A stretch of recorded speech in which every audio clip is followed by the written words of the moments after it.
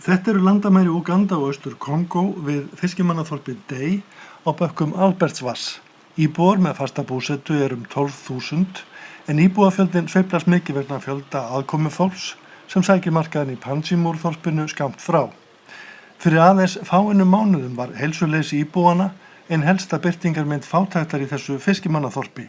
Eina vatnið í grennd var mengað vatn úr stöðuvatninu. Engin nothæf vatnsból og vatnsbornir sjúkdómar algengir. Kóleru faraldrar gengu yfir annað veifið og Dei var þekkt fyrir að vera sá staður í Úganda þar sem flest dánartilvik af völdum kóleru voru skráð. Íslendingar lögðu fram fjármuni á síðasta ári til þess að bæta úr þessu ófremdar ástandi og ný vatnsveita var tekin í notkun í desember á síðasta ári af viðstöddum ráðherrum og öðrum fyrirmönnum. Neysluvatnið er sótt langt út í Albertsvatn og það er hreinsað og klórað áður en því er veitt áfram í 8 vatnskrana í þorpinu. 6 sem eru ætlaðar almenningi og 2 við skóla. 9. staðurinn þar sem hægt er að sækja vatn er búinn þessum nútímalega búnaði, sjálfsala, þar sem fólk með inneign á þar til gerðum lykli getur komið og sótt sér tært og ómengað vatn.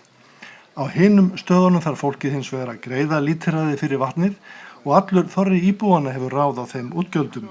Læknirinn á staðnum er himinlifandi yfir bættu heilsufari og segir að ekkert einasta kólerutilvik hafi greinst frá því að vatnsveitan var tekin í gagnið. Nánast enginn fari niður af vatnsbakkanum eftir neysluvatni en hins vegar sé það vatn áfram notað til þvotta og baða.